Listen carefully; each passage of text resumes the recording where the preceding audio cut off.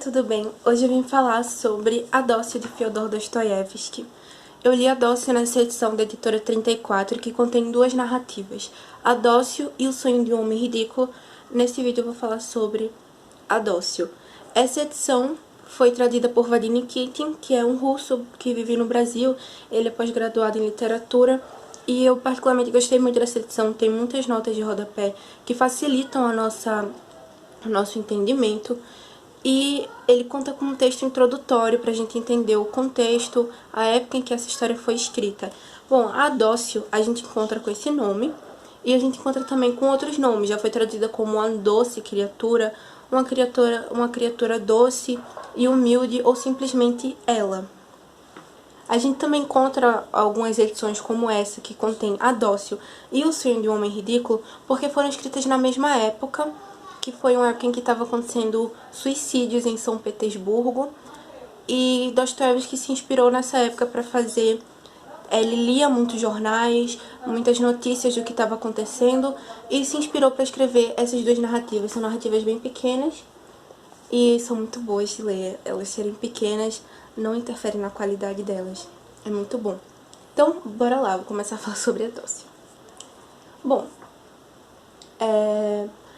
a narrativa começa com a gente vendo um homem ao pé de sua esposa que tinha morrido, ela tinha se suicidado. E a partir daí ele começa a lembrar, ele chama a gente, leitor, para ir com ele desde o começo do relacionamento deles, desde quando eles se conheceram, para tentar entender como ela chegou naquele nível, como ela chegou ao nível de se matar.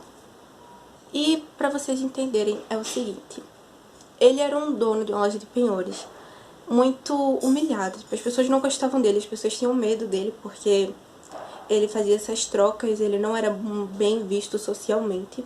E ele acabou formando uma película, ele era muito carrancudo e gostava de dominar as pessoas.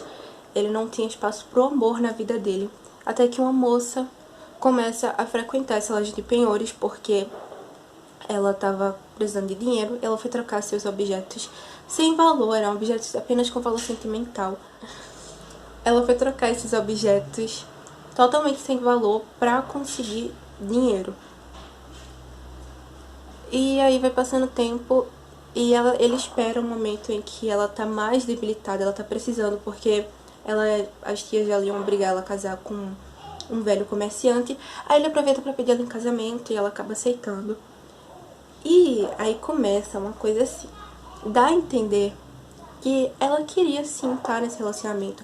Ela era muito carinhosa, ela era muito doce, ela fazia de tudo para esse relacionamento dar certo. Quando ele chegava, ela ia abraçar ele, ela estava disposta a ser uma boa esposa, uma boa companheira. Mas nosso narrador, ele é muito ruim, ele não queria saber dela, ele era muito contraditório. No decorrer da narrativa a gente vai acompanhando isso, vou entrar mais em detalhes, mas ele não queria saber dela, ele tratava ela muito mal, até que eles começam a não se falar mais, ela começa a se impor contra ele, né? Começa a ir fazer coisas escondidas dele e começa a resmungar não, responder ele, tratar ele com grosseria também, e ela que era tão doce. E no decorrer da narrativa a gente vai acompanhando muitas contradições. Nosso narrador, tudo que ele fala, absolutamente tudo que ele fala, ele se contradiz. Então tem um momento que ele fala assim: poxa, eu tenho muita pena dela, eu morro de pena dela. E em outra página ele fala que não sente pena dela, ele fala que entende tudo e depois fala que não entende nada. E ele é um personagem que me lembrou, agora é uma questão minha, me lembrou muito Bentinho, porque de Dom Casmurro, do Machado de Assis, porque a gente não sabe no que acreditar, a gente não pode confiar no nosso narrador, porque ele se contradiz muito, a gente tá vendo pelos olhos dele toda essa situação. Então a gente começa a acompanhar a história de uma moça muito carinhosa, tão jovem, ela com 16 anos, esqueci de mencionar isso, mas ela tinha 16 anos e ele tinha os seus 40 e poucos anos, e tinha momentos que ele, como eu falei, ele era muito dominador, ele gostava de dominar as pessoas. Ele achava legal ela ser tão jovem, tão pequena, tão inocente, e ele ser uma criatura mais forte que ela. Então ele tinha essa necessidade de dominar ela, mas ao mesmo tempo ele amava ela e também queria ser amado por ela. E isso obviamente não deu certo, porque como é que uma pessoa quer dominar a outra e ao mesmo tempo quer que essa pessoa seja amada? O ame, no caso, né? Também consegue observar em alguns momentos que ele fala que ela é incrível, que ela é a pessoa mais bonita do mundo, que ela é a criatura mais inteligente do mundo, mas ao mesmo tempo ele trata ela com muito desprezo. E a gente vai acompanhando essas contradições do nosso narrador, saber se realmente foi isso que aconteceu, se não foi isso. Tem vários mistérios nessa narrativa, é bem interessante. Eu aconselho muito vocês a lerem, porque é muito diferente. Foi a minha primeira experiência com Dostoiévski.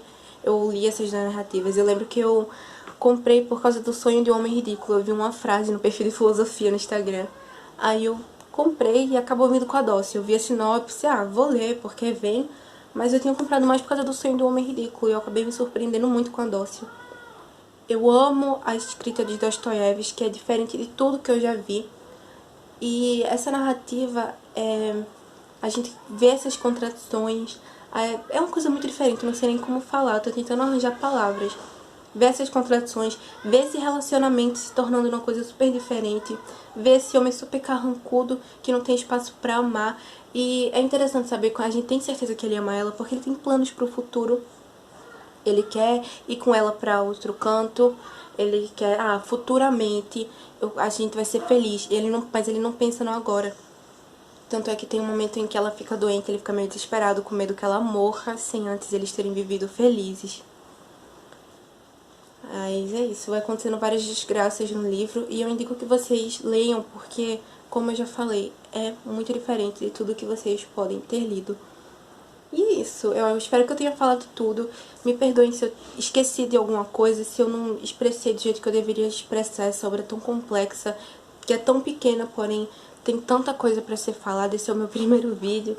Eu não sei se eu consegui me expressar bem, mas é isso, espero que vocês tenham gostado.